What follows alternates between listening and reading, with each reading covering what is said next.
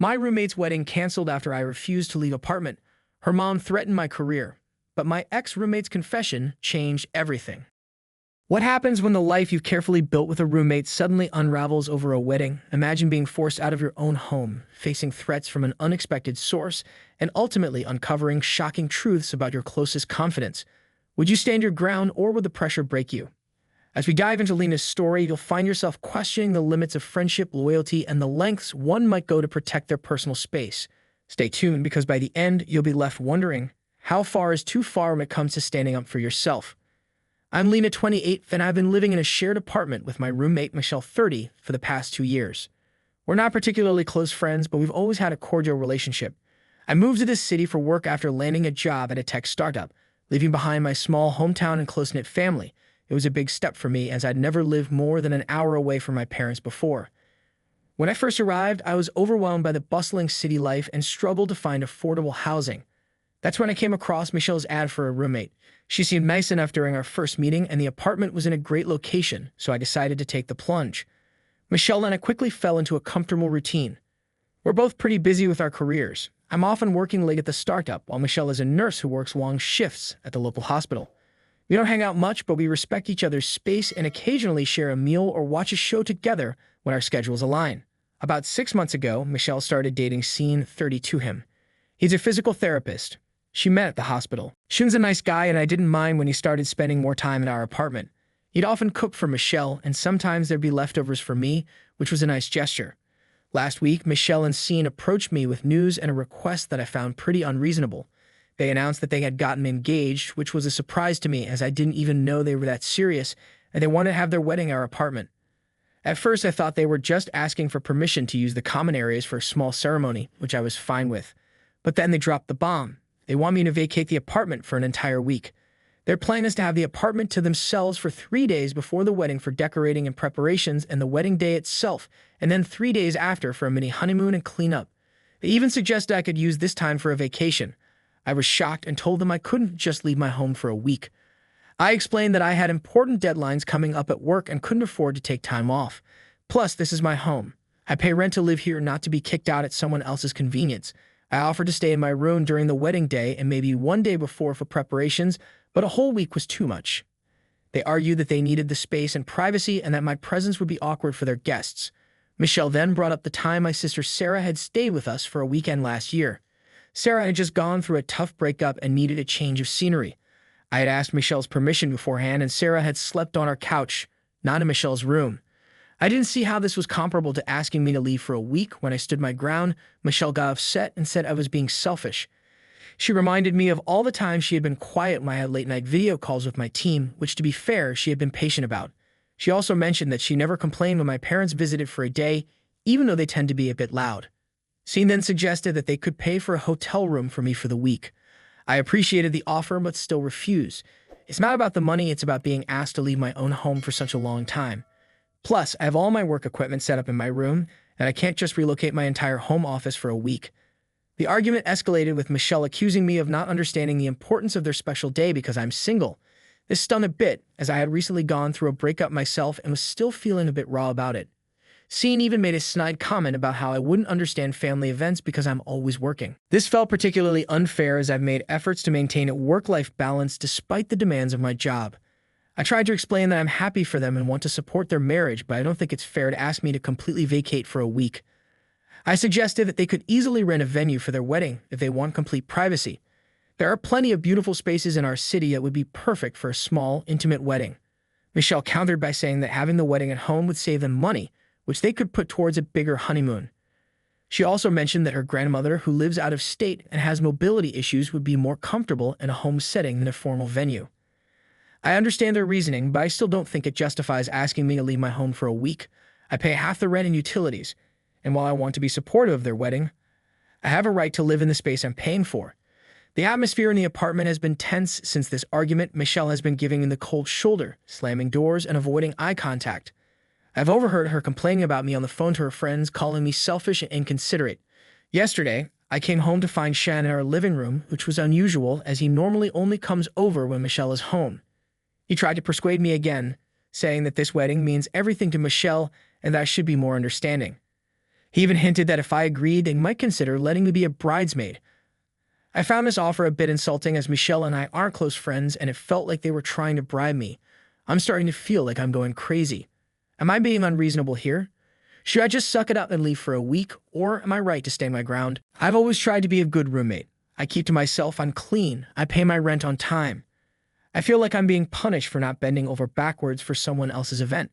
I've thought about reaching out to my parents for advice, but I know they just tell me to come home for the week.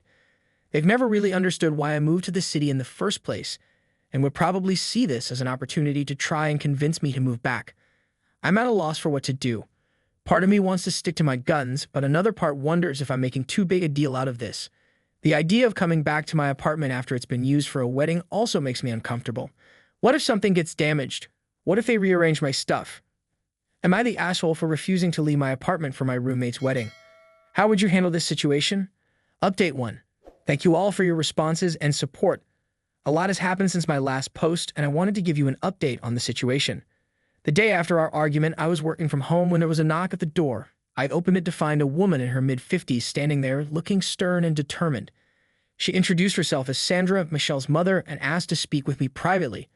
Reluctantly, I invited her into my room for a chat. Feeling a bit blindsided by this unexpected visit, Sandra started by telling me how disappointed she was in my lack of support for Michelle's big day. She explained that in their family, weddings are a huge deal, and that everyone always pitches in to help. She shared stories of how when she got married, her entire family spent weeks preparing their home for the ceremony. She even mentioned that Michelle's older sister had postponed a work trip to help with wedding preparations. Then Sandra proceeded to guilt-trip me, saying that Michelle had always been a good roommate, which is true but irrelevant in this situation, and that the least I could do was to accommodate her one request. She brought up how Michelle had been there for me during my recent breakup, which was a bit of an exaggeration. Michelle had offered a sympathetic ear once or twice, but we hadn't really discussed it in depth. I tried to explain my side, emphasizing that while I appreciated Michelle as a roommate, asking me to leave my home for a week was unreasonable. I mentioned my work commitments and the fact that I pay rent for this space, but Sandra wouldn't hear it. She kept interrupting me, dismissing my concerns as selfish and short-sighted. Then, to my shock, Sandra pulled out her checkbook and asked me how much it would take for me to leave for the week. I was stunned at this blatant attempt to buy me off.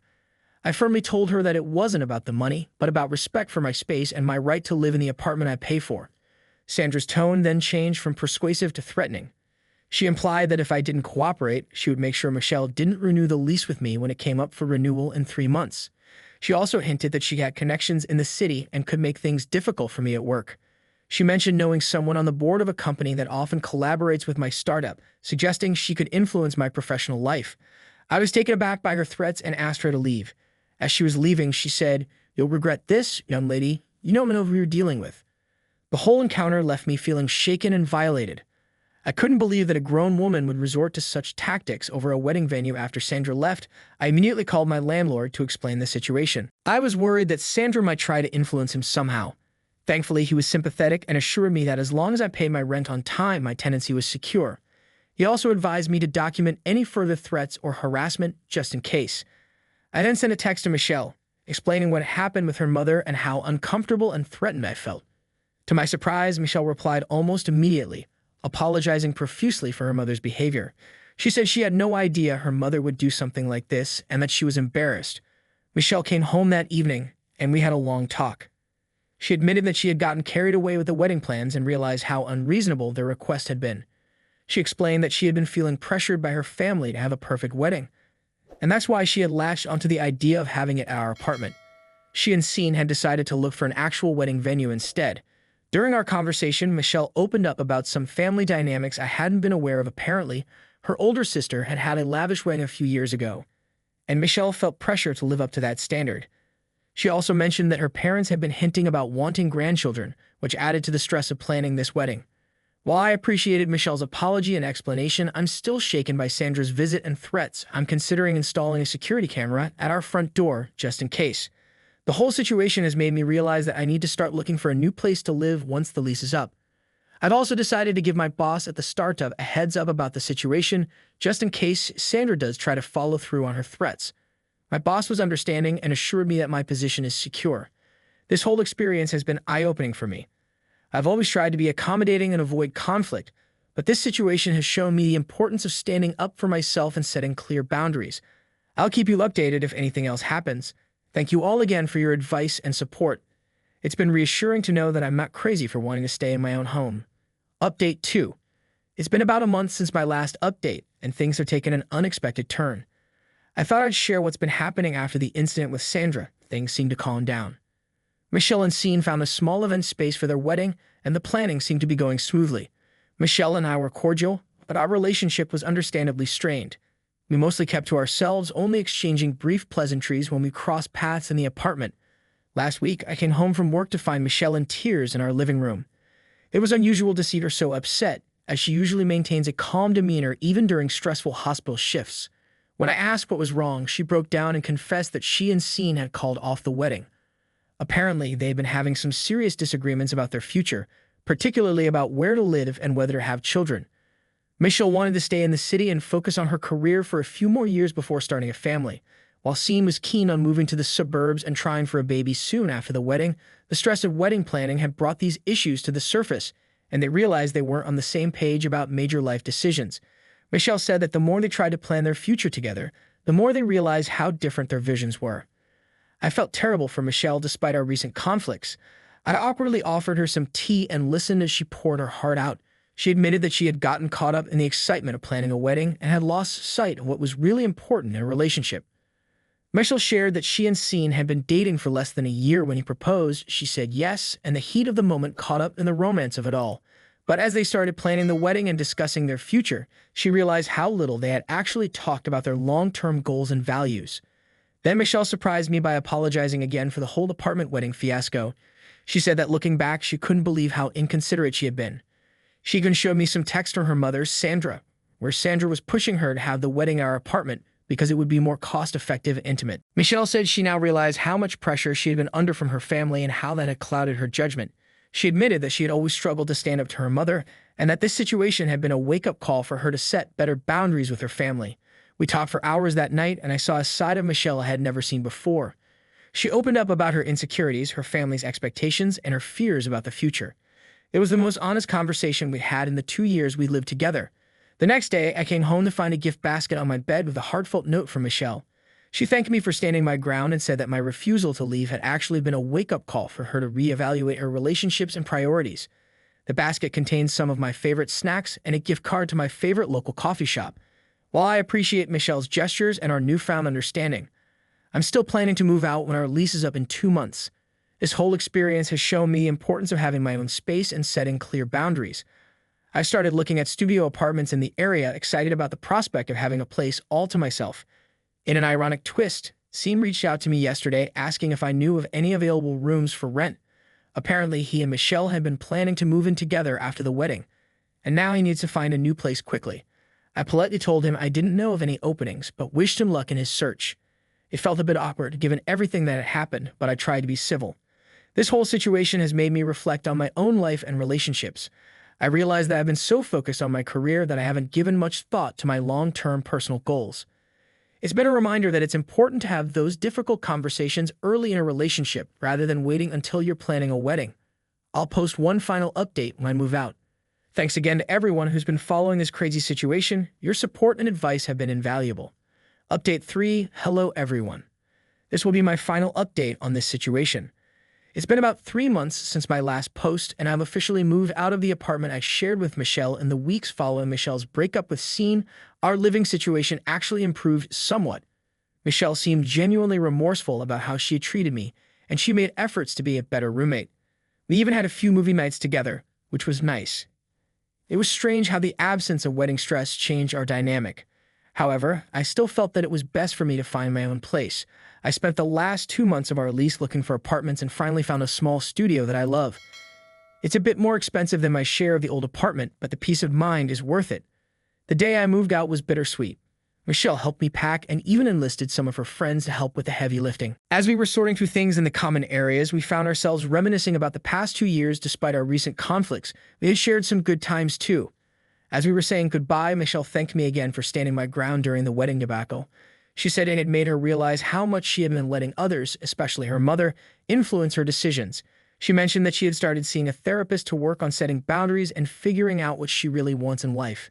Speaking of Sandra, I haven't heard from her since that threatening encounter.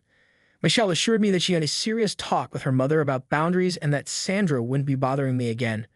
Michelle even shared that she had told her mother she wouldn't be welcome in Michelle's life if she continued to meddle in her affairs or threaten her friends. It was good to hear that Michelle was taking steps to address the family dynamics that had contributed to our conflict. In an interesting turn of events, Michelle decided not to renew the lease on her old apartment either. She told me she's moving back to her hometown for a while to figure things out. She mentioned something about possibly going back to school for a master's degree in nursing, which she had put on hold when she met Scene. It seemed like the whole wedding fiasco had prompted her to reevaluate her life goals. As for Scene, I heard through the grapevine that he ended up moving in with a college buddy. Apparently, he's also doing some soul-searching after the breakup. Michelle mentioned that they had a few conversations post-breakup and realized how different their life goals were. It was a reminder that sometimes relationships end for valid reasons, and it's better to recognize that before making a lifelong commitment. Looking back on this whole experience, I'm glad I stood my ground. It wasn't easy, and there were moments when I second-guessed myself, but I know I did the right thing. I learned a lot about the importance of setting boundaries and not letting others take advantage of my kindness. My new apartment feels like a fresh start. I've already had a small housewarming party with some work friends, and it feels great to have a space that's entirely my own. I set up a proper home office area, which has been great for my productivity. I even started exploring some new hobbies like indoor gardening and painting. Now that I have full control over my living space, this experience has also made me think about my own future. While I'm happy being single right now, I started to consider what I want a long-term relationship and what my goals are for the next few years. I'm grateful for the perspective this situation has given me. Michelle and I have tentatively agreed to meet for coffee in a few weeks. While we're not close friends, we both felt it would be nice to catch up without the stress of being roommates. I'm curious to see how she's doing and what direction her life is taking.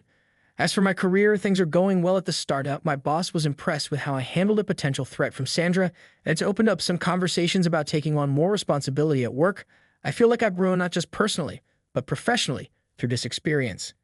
Thank you all for your support and advice throughout this journey. It's been a wild ride, but I'm ending it in a much better place than where I started.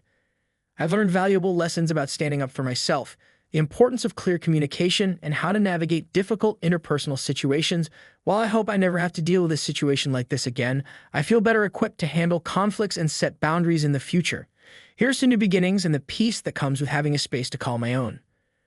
Lena's story leaves us with powerful questions about boundaries, respect, and the unexpected twists life can throw our way.